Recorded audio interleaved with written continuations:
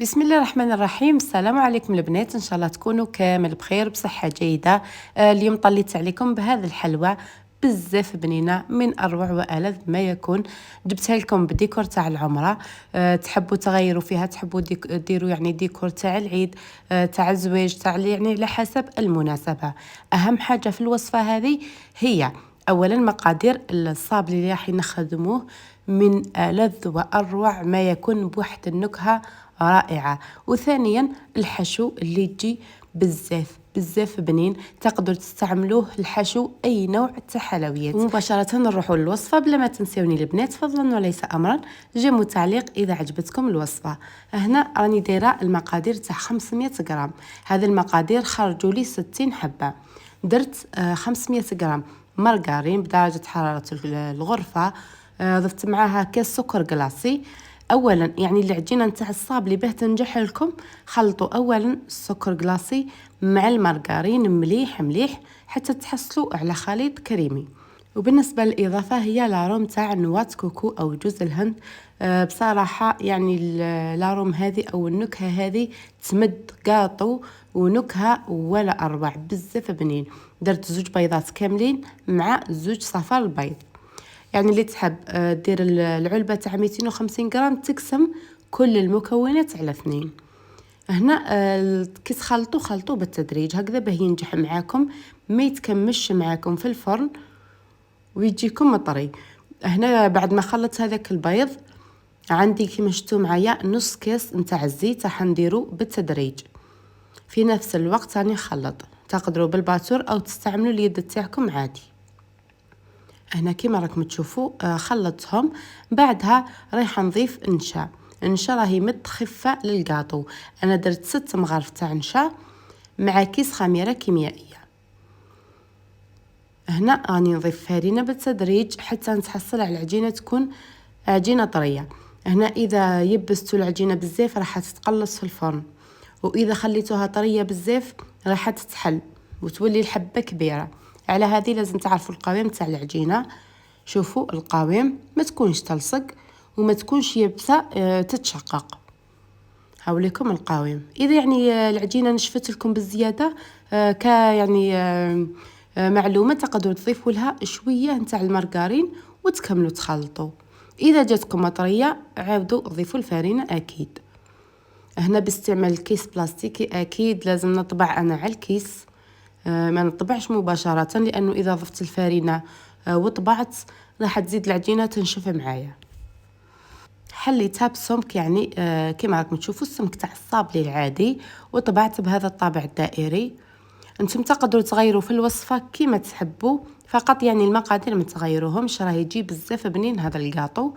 هنا شوفوا الدوائر، شوفوا العجينه كيف راهي تتنحى معايا بكل سهوله، ماهيش تلصق. وهذاك الكيس البلاستيكي يساعدكم بزاف في الخدمه. راني نحط فيهم هنا فوق ورق الطهي. الفرن شعلته على 160 او 170 درجه، نطيبهم لتحت ونخرج.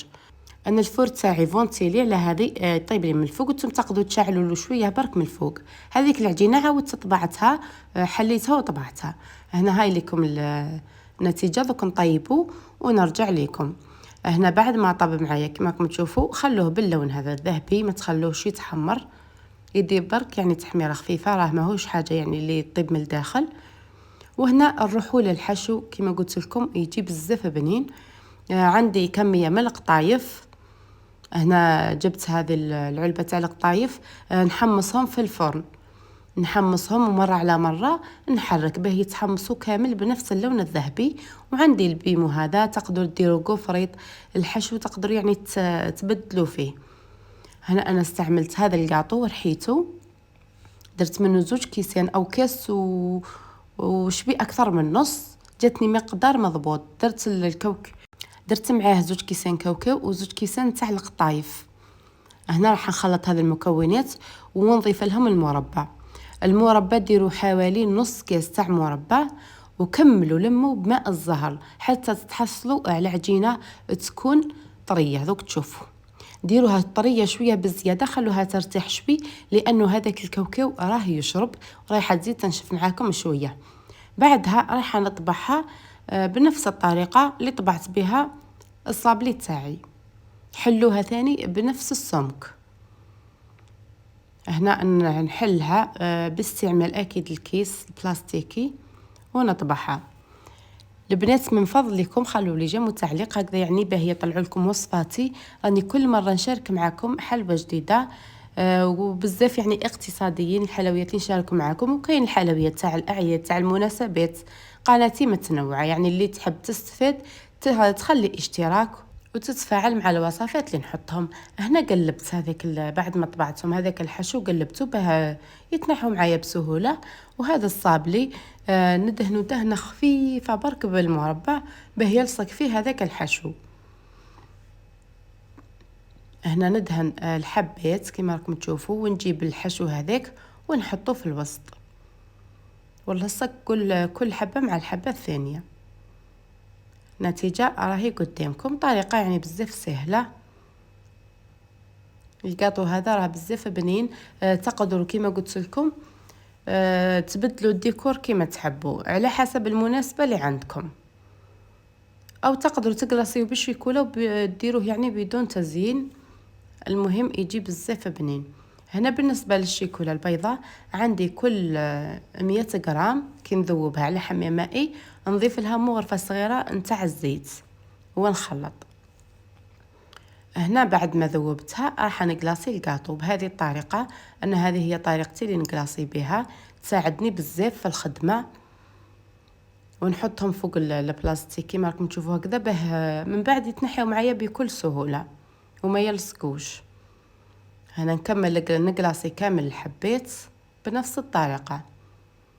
بالنسبة للشيكولا البيضاء أنا درت البيضاء لأنه تتوالم بزاف مع نواة كوكو، مع ذوق نواة كوكو ميم يعني في النكهة تقريبا يكملوا بعضهم. هنا بعد ما نشوف معايا الكاطو نحيولو هذيك الزيادات بهذه الأداة اللي نقشروا بها البطاطا. راهي يعني تساعدكم بزاف في الخدمة باه تنظفوا حابة الكاطو من تحت. هنا كما تشوفوا نحي لهم كامل الزيادات. اللي تحب يعني تخليهم هك، اللي تحب دير لهم الناكري. انا استعملت الملمع هذا من لا مارك امل، يعني ملمع رائع ما نستغناش عليه في كل الحلويات اللي نخدمهم. هنا شوفوا راني ندير لهم في الناكري في كل الجهات. هاي لكم النتيجه، يمدلكم يعني نتيجة ولا أروع، سواء في الشيكولا البيضاء أو في الكعكات أو الحلويات تاع الكلاصاج بصفة عامة. جبت هنا ثاني هذا سائل والرش بهذه الطريقة باه يتشكلوا لي هذوك النقاط.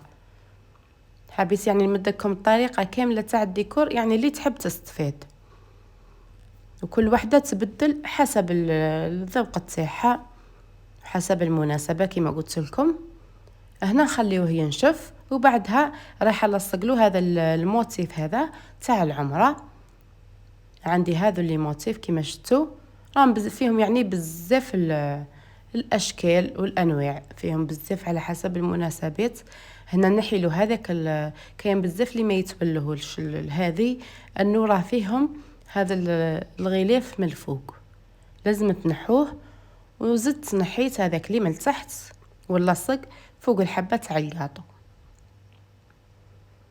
هاي لكم طريقة موضحة في الفيديو. نكملهم كامل وهاي لكم النتيجة النهائية تاع الكاطو تاعنا تاع نهار اليوم. صدقوني يا بنات الوصفة هذه من أروع ما يكون، جا ما شاء الله جا بزاف بنين سواء في الشكل أو في البنة، والبنة أروع من الشكل صراحة. نتمنى تجربوه. أكيد إذا عجبتكم الوصفة ما تنسونيش برك بتعليقاتكم وتفاعلاتكم واشتركوا في القناة. نشكركم كامل ونتلاقاو في حلويات جديدة إن شاء الله.